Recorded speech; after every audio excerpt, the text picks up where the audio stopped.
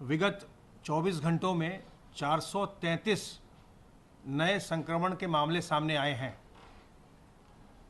इस समय तक प्रदेश में एक्टिव इन्फेक्शन की कुल संख्या 4076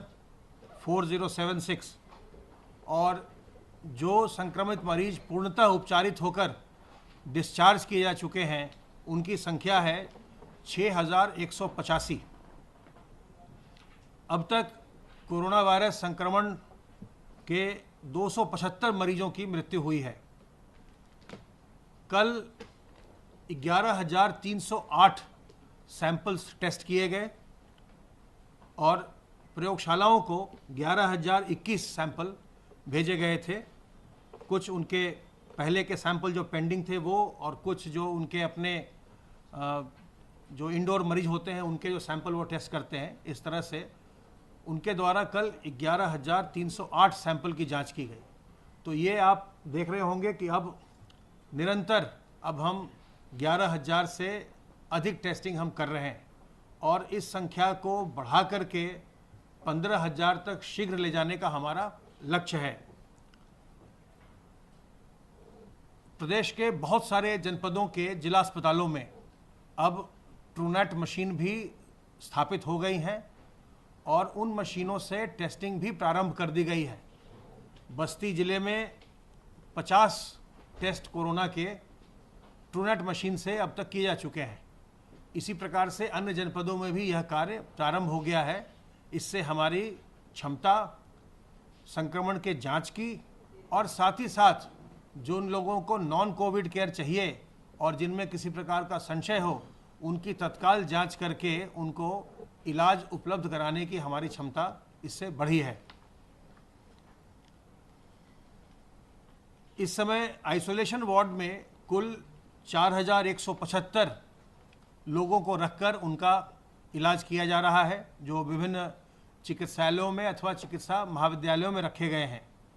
फैसिलिटी क्वारंटाइन में इस समय 7,763 लोग हैं और जो लोग आइसोलेशन वार्ड्स में हैं जिनकी चिकित्सा की जा रही है उनमें से 89 मरीज ऑक्सीजन सपोर्ट पर हैं और 7 मरीज इस समय वेंटिलेटर पर हैं।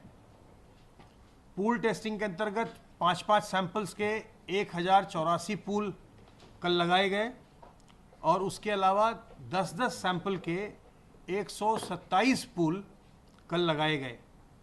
1,084 पूल में से 128 पूल पॉजिटिव आए जो 5-5 सैंपल के थे और 127 10-10 सैंपल वाले पूल्स में से 17 पॉजिटिव पाए गए। आरोग्य सेतु के अंतर्गत जिन लोगों को अलर्ट जनरेट हुए हैं उनमें से 64,746 लोगों को अब तक स्टेट कंट्रोल रूम से फ़ोन किया जा चुका है और उनका हालचाल लगातार पूछा जा रहा है। जिन्हें भी अलर्ट जनरेट हो रहा है उन्हें फ़ोन करके उनका हालचाल पूछा जा रहा है और उन्हें सावधान किया जा रहा है कि वो और सतर्कता बरतें। वो हाल ही में किसी न किसी कोविड संक्रमित व्यक्ति के संपर्क में आए हैं। हमारा स्टेट कंट्रोल रूम जो निरंतर 24 घंटे चलता है, इसका नंबर 1800-180-5145 है। किसी भी प्रकार की शंका होने पर, किसी भी प्रकार के लक्षण आने पर आप तत्काल इस नंबर पर फ़ोन कर सकते हैं और आपको हमारे विशेषज्ञ अपनी सलाह देंगे कि आप घर पर आराम करें अथवा आप तत्काल पास के सरकारी अस्पताल में जाकर अपनी जांच कराएं। आपको सलाह तुरंत मिलेगी। इसलिए अगर कोई भी लक्षण आपको लगते हों तो आप तत्काल हमारे हेल्पलाइन नंबर 1800-180-5145 पर फ़ोन करें। आशा वर्कर्स के द्वारा निरंतर जो हमारे प्रवासी कामगार लौटे हैं उनकी घर जाकर के ट्रैकिंग की जा रही है। घर जाकर उनका हालचाल पूछा जा रहा है और अब तक 13,60,119 माइग्रेंट वर्कर्स की ट्रैकिंग उनके द्वारा की जा चुकी है। इनमें से 1,199 प्रवासी कामगारों में लक्षण पाया गया, जिसे आशा वर्कर्स की सूचना पर हम प्रोसेस करवा रहे हैं, सबके सैंपल्स लिए जा रहे हैं और सबके सैंपल्स लेकर उनकी जांच की जा रही है। सर्वेलेंस का कार्य हमारा निरंतर चल रहा है, कंटेनमेंट जोन्स में भी और जो नॉन हॉटस्पॉट एरिया है उनमें भी हमारे सर्वेलेंस का कार्य चल रहा है। जो भी पॉजिटिव आते हैं उनके कॉन्टैक्ट ट्रेसिंग, उनके जो भी जिनमें लक्षणात्मक हो उनकी ट्रेसिंग, उस सर्वेलेंस में लगातार हम लोगों की लक्षणों की जांच करते रहते हैं। हमारी टीम्स जांच पड़ताल करती रहती हैं। अब तक 15,482 इलाकों में, जिनमें 4,553 हॉटस्पॉट हैं और 10,929 नॉन हॉटस्पॉट हैं, उनमें सर्वेलेंस का कार्य किया गया है। 1,09,124 टीम दिवस के माध्यम से 84,04,269 घरों का सर्वेलेंस किया गया, जिसमें 4,27,73,938 लोग हैं। जो हमारे प्रवासी कामगार आ रहे हैं वो विभिन्न गांवों में जब उनकी थर्मल स्क्रीनिंग हो जा रही है, जब उनको राशन का पैकेट दे दिया जा रहा है, उसके बाद वो जा रहे हैं और 21 दिन के होम क्वारंटाइन में रह रहे हैं। और इस दौरान वो अपने क्वारंटाइन का भली प्रकार से उसका पालन करें और ग्राम निगरानी समिति और मोहल्ला निगरानी समिति इस बात पर ध्यान रखे कि लोग जो होम क्वारंटाइन में भेजे गए हैं उनके घरों के आगे पोस्टर ज़रूर लगा हो। उस पोस्टर में, जो पोस्टर डिज़ाइन किया गया है, उसमें क्या क्या सावधानियां बरतनी है, उसके अलावा किस तिथि तक होम क्वारंटाइन है वो भी उसमें लिखी होती है। तो पोस्टर उनके घर के आगे ज़रूर लगा हो और जिनको भी होम क्वारंटाइन में रखा गया वो उस तिथि तक होम क्वारंटाइन में ही रहें। उसके बाद फिर वो बाहर निकल करके अपना जो भी अन्य कार्य है उसके बाद वो कर सकते हैं, किसी काम धाम में लग सकते हैं और कार्य कर सकते हैं। लेकिन अगर आप होम क्वारंटाइन का मजबूती से पालन करेंगे तो आप अपने आप को भी बचाएंगे और दूसरों को भी संक्रमण से बचाएंगे। और जब आप अपने घर में होम क्वारंटाइन हैं तो अपने घर के बुजुर्गों से, गर्भवती महिलाओं से, जो पहले से बीमार हो उनसे और छोटे बच्चों से आप दूरी बनाकर रखें। 2 गज की दूरी बनाकर रखिए ताकि आप दूसरे से संक्रमित न हो और दूसरे आपको संक्रमित न करें। ये जो 2 गज की दूरी है ये सभी के लिए, केवल प्रवासी कामगार के लिए नहीं, हर एक व्यक्ति के लिए आवश्यक है कि कभी भी हम कहीं भी सार्वजनिक स्थल पर हैं, हम कहीं पार्क में जाते हैं, बाजार जाते हैं, कहीं भी जाते हैं, कार्यालय जाते हैं, अन्य लोगों से हम 2 गज की दूरी मेंटेन करें। सोशल डिस्टेंसिंग इस समय बहुत ज़्यादा ज़रूरी है। जब सभी गतिविधियां प्रारंभ हो गई हैं और लोगों का मिलना जुलना बढ़ा है, ऐसे में सोशल डिस्टेंस मेंटेन करना बहुत ज़रूरी है। और यह भी ज़रूरी है कि हम अपने मुंह और नाक को किसी न किसी मास्क से, रुमाल से, दुपट्टे से और गमछे से ढक कर रखें। साथ में हम अपने हाथ को बार बार साबुन पानी से धोते रहें और जब हम हाथ को साबुन पानी से धोएं तो कम से कम 25-30 सेकंड तक धोइए। अगर केवल आप 2-4 सेकंड धोएंगे उससे आपका संक्रमण जो वायरस है हाथ पर वो समाप्त नहीं होता। कम से कम 25-30 सेकंड तक धोइए और अच्छे से धोइए। जो पहले भी मैंने बताया है, सुमन के, उसको याद रखें। एस से सीधा, तो सीधा हाथ धोइए। यू से उल्टा, उल्टा हाथ धोइए। एम से मुट्ठी, मुट्ठी को धोइए। ए से अंगूठा, अंगूठे को धोइए, साफ करिए। एन से नाखून, नाखून को साफ करिए। और के से कलाई, कलाई को साफ करिए। ये जब आप पूरी गतिविधि करेंगे तो इसमें 25-30 सेकंड कम से कम लगेंगे और वायरस समाप्त हो जाएगा, वायरस मर जाएगा। तो फिर जो होता है, वायरस का रास्ता यही है, या तो हम हाथ में जब हमारे वायरस होता है, जो सतहें हैं, टेबल है, कुर्सी है और कुछ चीज़ है, जब इसको हम छूते हैं और वायरस हमारे हाथ में आता है, और फिर जब हम अपने मुंह और नाक और आंख को छूते हैं तो उस रास्ते से हमारे हाथ के रास्ते वायरस अंदर चला जाता है और हम संक्रमित हो जाते हैं। या जब हम किसी व्यक्ति के बहुत नज़दीक जाते हैं और वो व्यक्ति जब आपसे बात कर रहा है या उस समय अगर उसको खांसी आ रही है या छींक रहा है तो उसके मुंह और नाक से जो ड्रॉपलेट्स निकलते हैं वो आपके अंदर जाते हैं, आपके मुंह के रास्ते, नाक के रास्ते अंदर जाते हैं, उससे आप संक्रमित होते हैं। तो ये ही 2 रास्ते संक्रमण के हैं, इनसे हमें बचना है समझ करके। अगर आप लोगों से दूर रहेंगे तो जो जब बातचीत करते हो जो मुंह से संक्रमित व्यक्ति के ड्रॉपलेट निकल रहा है वो आपके पास, आपके अंदर नहीं जाएगा, तो आप संक्रमण से बचे रहेंगे। ऐसे ही अगर आप हाथ को साफ करते रहेंगे अच्छी तरीके से तो जो आप सतहों को छूते हैं, दरवाजे को आपने खोला, वहाँ दरवाजे पर अगर संक्रमण था, या आपने टेबल को छुआ उस पर संक्रमण था, उसके बाद आपने अपने हाथ को साफ कर लिया, आपने साफ कर लिया, फिर अपने हाथ को आपने साफ किया, उसके बाद अगर आपने मुंह को छुआ तो आपके हाथ में संक्रमण नहीं है, नहीं जाएगा, नहीं तो आपके हाथ से संक्रमण आपके शरीर के अंदर मुंह और नाक के रास्ते चला जाएगा। तो इसलिए संक्रमण से हमें बचना बहुत आवश्यक है। इस समय हम सावधान रहकर, सतर्क रहकर संक्रमण से बच सकते हैं, और अगर आप संक्रमण से बचेंगे तो आप संक्रमित नहीं होंगे, दूसरों को भी संक्रमित नहीं करेंगे। और अगर कोई संक्रमित होता है तो उसकी सहायता करिए, हमारे हेल्पलाइन नंबर पर फ़ोन करिए, या जिले में जिला प्रशासन को बताइए, मुख्य चिकित्सा अधिकारी को बताइए, तत्काल सूचित करिए, उनकी जांच करवाइए, और जांच करवा के अगर संक्रमित हैं तो उनका इलाज करवाइए। जांच की व्यवस्था, इलाज की व्यवस्था बिल्कुल निःशुल्क है, इसमें हमें बिल्कुल घबराना नहीं है, हमें तत्काल इसमें आगे आना है।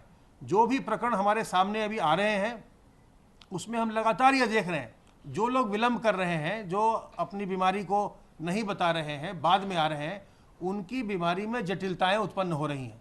जो लोग समय से आ जा रहे हैं उनके लिए सारी व्यवस्था है, चाहे दवा की व्यवस्था हो, चाहे अस्पताल की व्यवस्था हो, चाहे ऑक्सीजन की व्यवस्था हो, चाहे वेंटिलेटर की व्यवस्था हो, सारी व्यवस्था की गई और सारी व्यवस्था आपके लिए निःशुल्क है। तो मेरा आप सबों से अनुरोध है कि जैसे ही आपको लगे कि आप में कोई लक्षण आ रहे हैं, या आपके किसी परिवार वाले में या पड़ोसी में, तत्काल सूचित करिए, और इस सूचना को देकर के ही तत्काल हम जांच पड़ताल करवा करके ही जो ट्रांसमिशन की चेन है इसको हम ब्रेक कर सकते हैं, और तभी हम अपने प्रदेश में हम इसको नियंत्रित कर पाएंगे संक्रमण को। हम और आप, हम दोनों लोग मिलकर के ही संक्रमण को नियंत्रित कर सकते हैं। तो इसलिए बिल्कुल सामने आइए, सहयोग करिए, और अगर किसी को संक्रमण हो जाए तो उसके प्रति मन में किसी प्रकार की दुर्भावना न रखिए, उसकी सहायता करिए। ये संक्रमण किसी को भी हो सकता है, इसलिए किसी प्रकार के हम इसमें न तो अपने अंदर हीन भावना लाएं या दूसरे के प्रति हम कोई दुर्भावना लाएं। अब मैं अनुरोध करूंगा अपर मुख्य सचिव गृह से।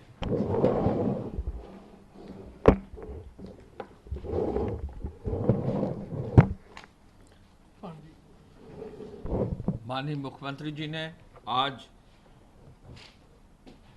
टीम 11 की बैठक की। उन्होंने कल जो आदेश जारी किए गए थे उनकी समीक्षा की। कल आपको संज्ञान में है, कल जो धार्मिक स्थल, कार्यालय, मॉल्स, होटल्स और रेस्टोरेंट्स के लिए आदेश जारी किए गए थे, और कल रात ही में वीसी आयोजित कर प्रत्येक जनपद के जिलाधिकारी, वहाँ के पुलिस अधीक्षक, वरिष्ठ पुलिस अधीक्षक और सीनियर ऑफिसर्स, कमिश्नर्स, एडीजीज और आईजीज के साथ सर ने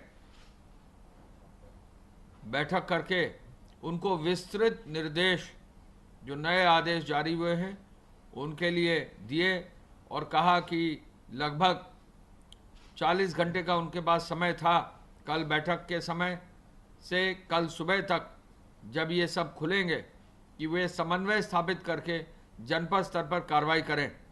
इसी के क्रम में कई जिलाधिकारियों ने अपने जनपद में जहां भी धार्मिक स्थल हैं वहां के प्रबंधन से संपर्क स्थापित कर लिया है, और सबका प्रयास है कि गाइडलाइंस के अनुरूप कार्य हो और उसी के अनुरूप जो है अनुमति दी जाए।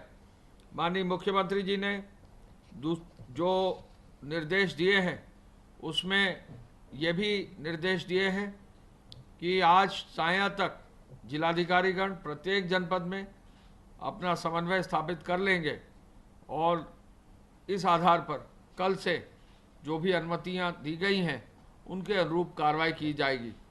माननीय मुख्यमंत्री जी ने मंडलायुक्तों को विशेष रूप से बल दिया है कि वे विकास की और राजस्व के कार्यों पर विशेष ध्यान अब दें। अनलॉक 1 शुरू हो गया है, राजस्व के कार्यों पर और अधिक ध्यान देने की आवश्यकता होगी। विकास के कार्यों को और द्रुत गति से आगे ले जाने के लिए, प्रोजेक्ट्स को मॉनिटर करने के लिए, क्वालिटी इंश्योर करने के लिए, जहां भी कोई कठिनाई है प्रोजेक्ट्स में उनको दूर करके उनको आगे बढ़ाने का निर्देश दिया है।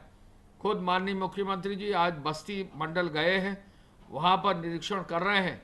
उन्होंने खुद आज कई निरीक्षण लगाए हैं, समीक्षा बैठक भी रखी है, और खुद अस्पताल का भी निरीक्षण करने गए हैं, जो इमरजेंसी की सेवाएं हैं, जिससे कि खुद जमीनी स्तर पर वो इंस्पेक्शन करके संबंधित अधिकारियों को निर्देशित कर सकें।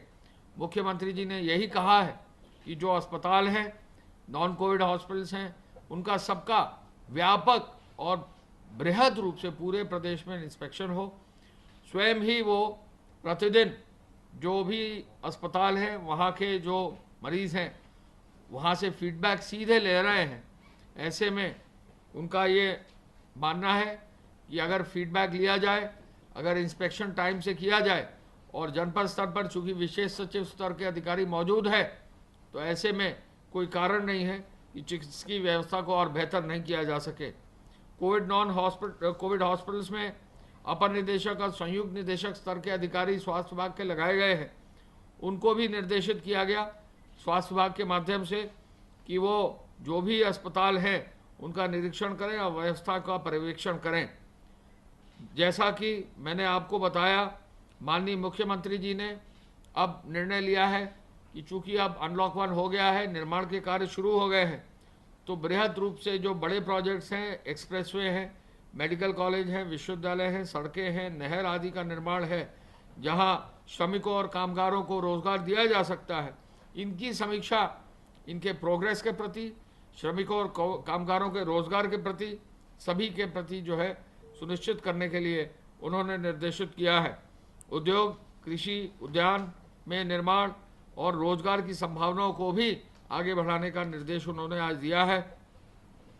उनकी ये मानना है कि 15 जून से 1 करोड़ से अधिक रोजगार हमारे प्रदेश में रहे अन्य विभिन्न विभागों के अंतर्गत, और सुनिश्चित हम कर सकें कि जहां भी श्रमिक और रोजगार आवश्यकता हो उनको रोजगार, चाहे तो उद्योग में हो, चाहे वो कृषि में हो, चाहे वो मनरेगा में हो, चाहे वो MSME में हो, चाहे वो डेयरी में हो, सेल्फ हेल्प ग्रुप में हो, जिस भी स्तर पर संभव है वहाँ उनको कार्य दिया जाए। श्रमिकों और कामगारों में जहाँ भी राशन किट का वितरण अभी नहीं हुआ है, वहाँ तुरंत राशन किट के वितरण का जिलाधिकारियों को भी निर्देश उन्होंने दिया है और राजस्व विभाग को कहा है, ACS राजस्व को, कि इसको इंश्योर कर लें। नगरीय क्षेत्र में और ग्रामीण क्षेत्र में सैनिटाइजेशन का कार्य निरंतर चल रहा है। संक्रमण रोकने के लिए सैनिटाइजेशन बहुत ज़रूरी है।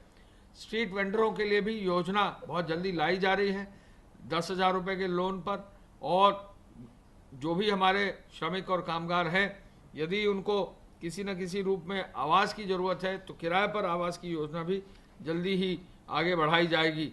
आगरा, मेरठ, अलीगढ़, मुरादाबाद, गौतमबुद्ध नगर, फिरोजाबाद के मेडिकल कॉलेज पर विशेष ध्यान उनका है। एक एक दिन इन प्रत्येक मेडिकल कॉलेज का फीडबैक की समीक्षा करते हैं, तो निश्चय ही ये मेडिकल कॉलेज सबसे सेंसिटिव जोन में है, तो सेंसिटिव जोन में होने के नाते इनकी समीक्षा आवश्यक है। इन पर भी विशेष रूप से ध्यान देने के लिए मुख्यमंत्री जी ने निर्देशित किया। नॉन कोविड अस्पतालों में भी डॉक्टर और नर्स और जो पैरामेडिकल स्टाफ है वो राउंड लेते रहे, ये निर्देश दिए हैं। अस्पतालों में 24 घंटे के लिए ऑक्सीजन का बैकअप जरूर हो, इस बात के लिए भी उन्होंने निर्देश दिए हैं। मैं ये भी आपको बताना चाहूँगा कि गृह विभाग की कार्रवाई के अंतर्गत 188 में 63,008 FIR दर्ज हुई हैं। 1,73,471 लोगों को नामजद किया गया है।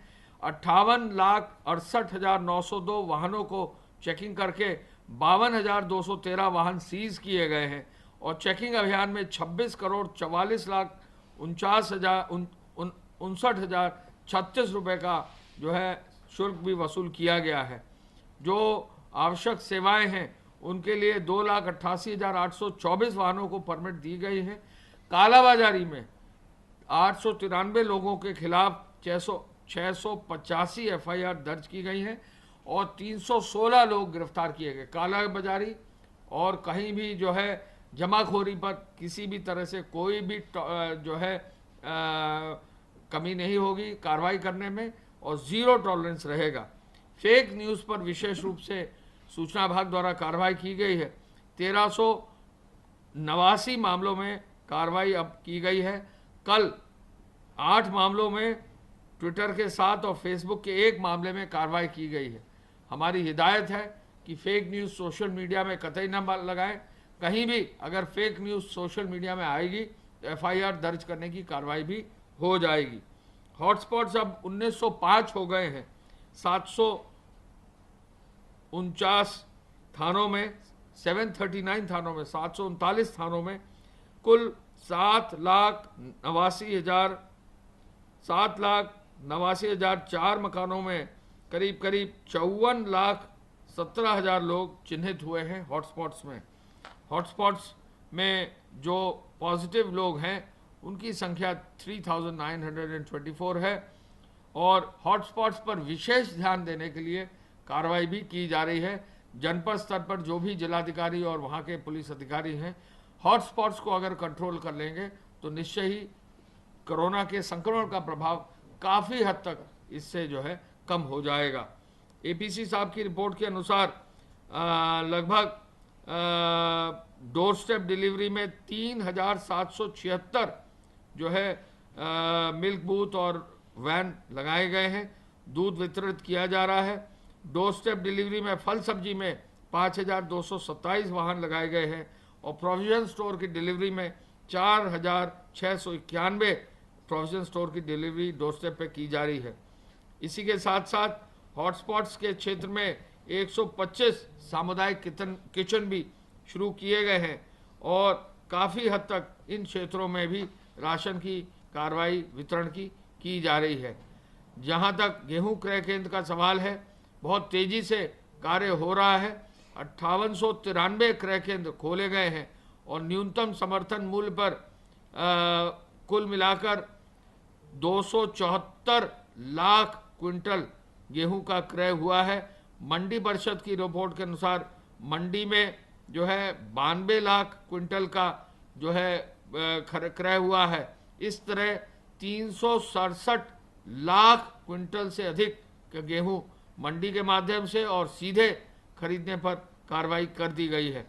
उद्योग विभाग ने 830 करोड़ रुपए का वेतन 87,986 इकाइयों के माध्यम से बांटा है। निर्माण कार्यों में नगरीय क्षेत्रों के श्रमिकों में, ग्रामीण क्षेत्रों के श्रमिकों में कुल मिलाकर 33,55,000 लोगों को 335 करोड़ 44 लाख रुपए जो है वितरित कर दिया गया है। इसी के आधार पर हम ये भी बताना चाहेंगे कि राजस्व विभाग में टोल फ्री नंबर चालू है 1070। यदि किसी भी श्रमिक, किसी भी व्यक्ति को कोई भी शिकायत अगर है तो वो इस टोल फ्री नंबर पर 1070 पर कार्रवाई कराने के लिए अनुरोध कर सकता है। धन्यवाद। जय हिंद।